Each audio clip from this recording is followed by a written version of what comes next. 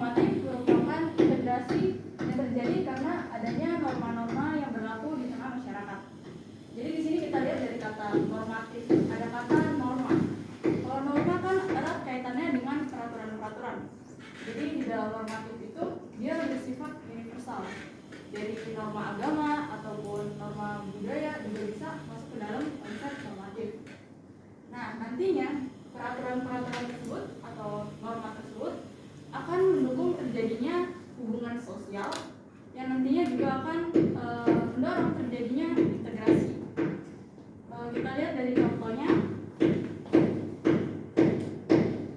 Yang pertama di sini adalah guyub rukun kerja bakti. Ini misalnya di dalam lingkup suatu desa.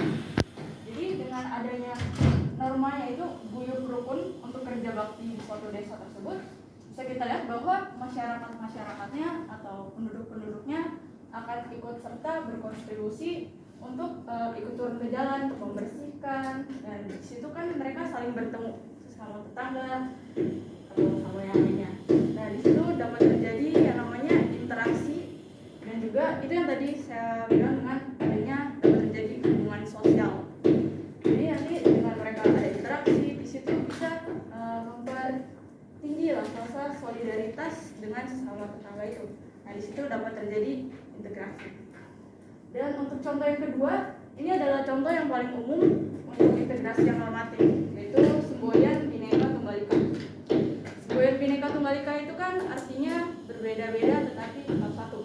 Jadi khususnya nih bagi bangsa Indonesia yang menganut, mempercayai atau menerapkan semboyan ini dalam kehidupan mereka, pasti akan terus memperjuangkan dan menjunjung tinggi persatuan dan kesatuan yang ada. Jadi orang yang mengenai semboyan Bhinneka Tunggal Ika itu kan akan apa ya istilahnya? Mereka akan menghargai perbedaan di dalam keberagaman. Nah, di situ dapat terjadi integrasi. Ataupun contoh lainnya misalnya kayak musyawarah mufakat. Dengan adanya norma untuk melakukan musyawarah itu, jika yang tadinya ada perbedaan pendapat, perbedaan pandangan, perbedaan tujuan, akhirnya bisa mencapai satu mufakat.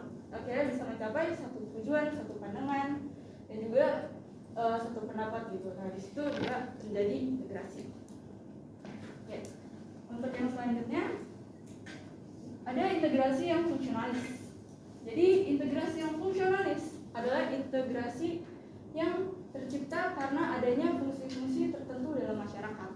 Jadi sebenarnya untuk integrasi yang fungsionalis itu terjadi karena adanya keterikatan atau keterkaitan antara fungsi-fungsi yang berbeda di tengah masyarakat.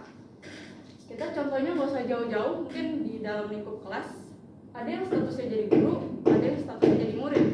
Yang statusnya guru tentu saja dia perannya untuk mengajarkan, untuk membimbing murid-muridnya. Sedangkan yang statusnya sebagai murid, dia tugasnya untuk belajar, mendengarkan dengan baik. Nah, ketika guru dan murid tersebut mereka melakukan perannya, melakukan fungsinya dengan baik, maka di situ dapat terjadi integrasi, dapat terjadi kesatuan di dalam kelas tersebut. Dapat terjadi juga komunikasi di dalam kelas kan juga terjadi dua arah. Nah, itu yang dimaksud dengan integrasi yang fungsionalis. Selanjutnya adalah integrasi yang koersif. Integrasi yang koersif adalah integrasi yang cara pengaplikasiannya atau penyampaiannya dengan bentuk kekerasan. Jadi untuk integrasi yang pasif yaitu integrasi yang terjadi karena adanya paksaan dengan cara-cara kekerasan. Jadi sebenarnya untuk integrasi yang koersif itu dia ada pemegang kekuasaan. Jadi ada yang menguasai, ada juga yang dikuasai. Nah, di dalam sini untuk integrasi yang koersif kita lihat untuk contohnya. Mungkin kita bisa lihat salah satu video di sini. Kalian lihat.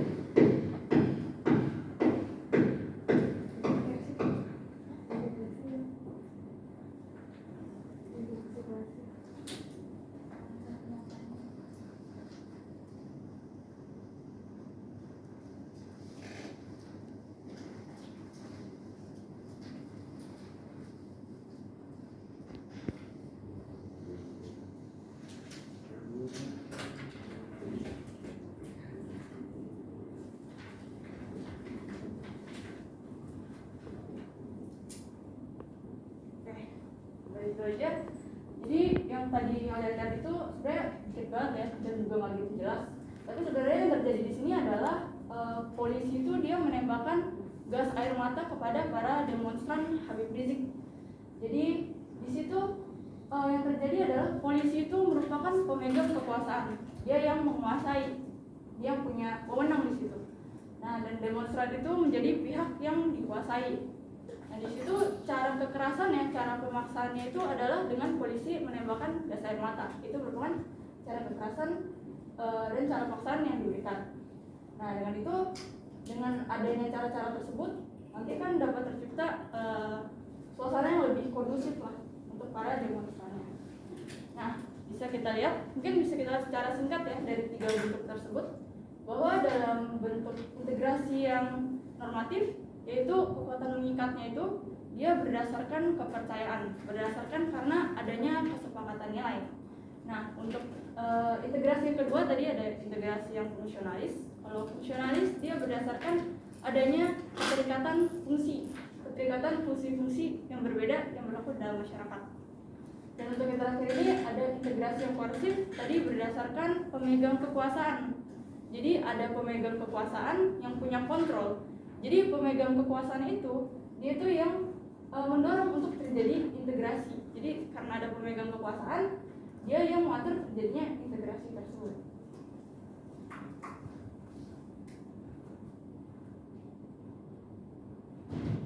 Sekian presentasi dari saya, terima kasih.